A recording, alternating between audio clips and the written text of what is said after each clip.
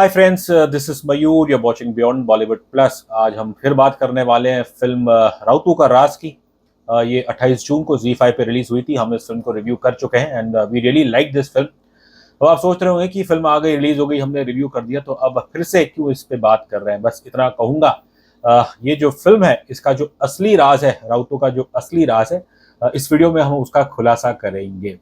अब जिन लोगों ने ये फिल्म अब तक देखी नहीं, तो मैं उनसे गुजारिश करूंगा, आपकी मर्जी है, चाहे तो आप इस वीडियो को डिसकंटिन्यू कर सकते हैं देखना। लेकिन जो लोग ये फिल्म देख चुके हैं, मुझे यकीन है कि उन्हें इस राउतू का राज, जो रियल राज है, वो सुन के वो भी दंग रह जाएंगे।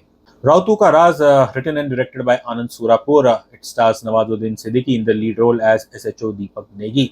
अब पहले बात तो ये जो टाइटल है राउतू, राउतू की बेली एक उत्तराखंड में जगह है, और ये भी कहा जाता है कि ये जो शब्द है राउतू, बेसिकली इट मीन्स रावत।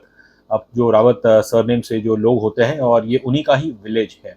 इस फिल्म की बात करें तो ये एक मर्डर मिस्ट्री है, और कि कैसे एक शांत ना स्मॉल टाउन, जहाँ पे लोग बस लेड बैक जिंदगी जीते हैं, और 15 साल में पहली बार इस गांव में एक मर्डर हुआ है, जिसे सुन के ऑब्वियसली लोग दंग है। लेकिन ज़्यादातर लोगों को वही लग रहा है कि ये मर्डर तो संभव है ही नहीं, क्योंकि यहाँ के लोग बड़े सुस्त हैं और वो कुछ ऐसा कर ही नहीं सकते। खैर, अब इस केस की जो जांच पीछ करते हैं, वो है हमारे SHO Deepak Negi, that's played by Nawazuddin Siddiqui.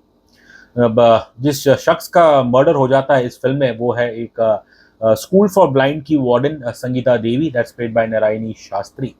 अब बस इस चीज़ की जांच पड़ताल करते करते दीपक नेगी को पता लगता है कि प्राइम शक तो जाता है स्कूल के प्रिंसिपल केसरी के ऊपर। और फिर आगे जैसे ये छानबीन करते हैं, तो तब उन्हें इस हादसे का जो पीछे का जो सच है वो पता चलता है। और इस फिल्म में दिखाया गया कि सिर्फ एक सच नहीं, कई सच खुलते हैं। अब जो सच हमें पता चला है कि राउतू का राज की जो असली राज है, वो बिल्कुल आपको दंग कर देगा। अब खैर, फिल्म में क्या होता है, फिल्म में बस अंत में आपको पता चलता है कि भले ही जो यहाँ पे पावरफुल लोग हैं, वो भी जिम्मेदार है, जो भी कुछ बुरा हुआ है, लेकिन जो असल में जो मर्डर करता है, वो एक ब्लाइंड स्टूडेंट होता है, रजत। और तो बस ये फिल्म में एंड में दिखाया गया है। लेकिन जो दर्शकों को दंग करती चीज़ वो ये है कि कैसे SHO नेगी सच जानने के बावजूद भी वो इस चीज़ पे कोई कार्रवाई करते नहीं हैं, और उनका इस ब्लाइंड स्टूडेंट के खिलाफ कोई एक्शन नहीं लेना। बेसिकली जब उन्हें पता चलता है कि क्या कारण थे जिसके कारण रजत ने संगीता देवी की हत्या की, तो उनकी जो नैतिकता है वो शायद उन्हें गवाह नहीं देती कि वो इस अंधे आदमी के खिलाफ कोई क्रिमिनल एक्शन ली जाए। अब जो संगीता देवी होती है, वो कोई दूध की दुल्हन नहीं होती है, वो एक करप्ट औरत होती है, बहुत ही क्रूर होती है। तो सिर्फ नाम मात्र के लिए इस स्कूल फॉर ब्लाइंड में काम करती होती है। उनके नाजायज संबंध होते हैं स्कूल के प्रिंसिपल केसरी के साथ, और वो केसरी को भी ब्लैकमेल करती है, क्योंकि वो चाहती है कि जो बिल्डर्स हैं आजू बाजू के, एक बिल्डर बताया गया जो इस प्रॉपर्टी को हड़पना चाहता है, और वो इन्हें अच्छे खासे 15-20 लाख रुपए इनको कुछ देने वाले हैं। अब पैसों के लालच में वो केसरी को ब्लैकमेल करती है कि आप ये स्कूल भेज दो, नहीं तो वो उनके नाजायज संबंध के बारे में वो बता देगी लोगों को। और वो बहुत ही बुरी इंसान थी संगीता। वो ब्लाइंड स्टूडेंट्स को अच्छे से ट्रीट नहीं करती थी। और फिल्म के जब टुवर्ड्स द एंड जब राज खुलता है, तो बताया जाता है कि कैसे ये बेचारा अंधा लड़का रजत, जो शायद केवल 16-17 साल का ही होगा, और ये वहाँ पे जाता है और ये संगीता और केसरी की बात सुन लेता है, जिसके अंदर उसे पता चलता है कि संगीता असल में अंधों लोगों के बारे में क्या सोचती है। और तब उसका खून खौलता है, और फिर वो एक इंजेक्शन द्वारा, एक एम्बोलिज्म शब्द है, जिसके द्वारा वो इंजेक्शन के अंदर थोड़ी हवा छोड़ देता है, जिसके कारण संगीता को स्ट्रोक आ जाता है और उनकी मौत हो जाती है। ये तो खैर फिल्म का राज था, लेकिन जो असल राज है वो आपको काफ़ी शॉक करने वाला है। एक बहुत ही मैं कहूँगा एक सूत्रधारा जो काफ़ी करीब है इस फिल्म से। तो इस शख्सियत ने हमें बताया कि ये जो दरअसल कहानी है, it is based on a real life story, जो 18-20 साल पहले राउतू उत्तराखंड में हुआ था। और वो कहानी कुछ इस प्रकार की थी, एक ब्लाइंड स्कूल था, और जिसके अंदर एक वार्डन थी। इन्होंने ऑब्वियसली उनका नाम वाम कुछ लिया नहीं गया है, ना ही स्कूल का कुछ बताया। बट कहानी यूँ थी कि 18-20 साल पहले इस स्कूल में वार्डन, उनकी मौत इन मिस्टीरियस सर्कमस्टेंसेस हुई थी। अब जो रियल लाइफ इंस्पेक्टर थे, we don't know his name. अब उन्होंने जब छानबीन की तो फिर उन्हें बाद में पता चला कि असल में जो मर्डर कर जिन लोगों ने किया है तो वो तो इस ब्लाइंड स्कूल के स्टूडेंट्स ही थे। और इस सूत्र ने हमें बताया कि कुछ 8 बच्चों ने मिलके इस वार्डन की हत्या की थी।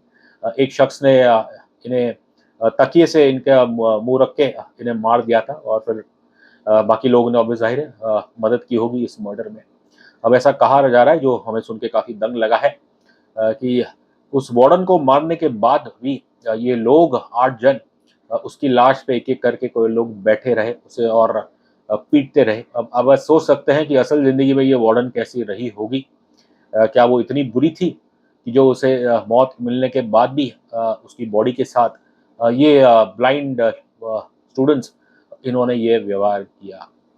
अब जैसा कि फ़िल्म में दिखाया है, हकीकत में भी वैसा ही हुआ है, कि जो इन्वेस्टिगेटिंग ऑफिसर थे वो दंग रह गए थे कि इन ब्लाइंड स्टूडेंट्स ने ऐसा हादसा किया है। लेकिन उनकी नैतिकता ने उन्हें परमिट नहीं किया कि वो इनके खिलाफ कोई एक्शन ले सके, बिकॉज़ जब उन्हें भी र सच पता चला कि कैसे कि यहाँ पे करप्ट एक जो स्कूल को मैनेज कर रहे थे वो करप्ट लोग थे और इस लेडी कहते हैं कि इनका बड़ा व्यवहार था बच्चों के साथ, ढंग से बिहेव नहीं करती, शायद मारपीट भी करती थी। तो उस हिसाब से ये जो रियल लाइफ के इंस्पेक्टर थे, उन्होंने कोई कार्रवाई नहीं की और वो इस केस से पीछे हट गए। अब इस केस के बारे में ऑनलाइन हमने सर्च करने की कोशिश की, एज़ सच तो अब तक कुछ मिला नहीं। लेकिन वन कैन अंडरस्टैंड कि क्यों इस बात को इतना कुछ उछाला नहीं गया, because for the simple reason कि अगर इस बात को उछाले तो फिर वो जो अफ़सर है, रियल लाइफ अफ़सर, अब तो ख़ैर वो किधर है पता नहीं। तो उनके ऊपर सवाल खड़े हो जाएँगे। उत्तराखंड पुलिस प्रशासन के ऊपर सवाल खड़े हो जाएँगे कि आपने भले ही वो औरत एक बुरी इंसान होगी, लेकिन अगर मर्डर तो मर्डर है। अब जिन्होंने भी मर्डर किया है, क्या उनके खिलाफ कोई एक्शन लेनी चाहिए थी कि नहीं? इन शॉर्ट ये था राउतू के राज का असली राज। आई एम श्योर जैसे मैं दंग हुआ था, आप भी शायद दंग हो जाओगे। और खैर, लेकिन इस फ़िल्म द्वारा हमें और ये जो सच्ची घटनी द्वारा हमें ये बात ज़रूर सिखाती है कि हम there are many school for blind, for orphans, old age people, sick people, लेकिन हमें अपनी आँखें बंद नहीं करनी चाहिए ये देखने के लिए कि वहाँ इन लोगों के साथ कैसा व्यवहार हो रहा है, और उसके लिए आई थिंक सरकार, प्रशासन, ओवरऑल सोसाइटी जो है, आई थिंक सभी को अपनी आँखें खोलनी पड़ेगी टू एंश्योर दैट इन जगहों पे कोई लोगों के साथ बुरा व्यवहार ना हो, एंड भगवान ना करे कि ऐसी कोई दुर्घटना फिर हमें देखने को मिले।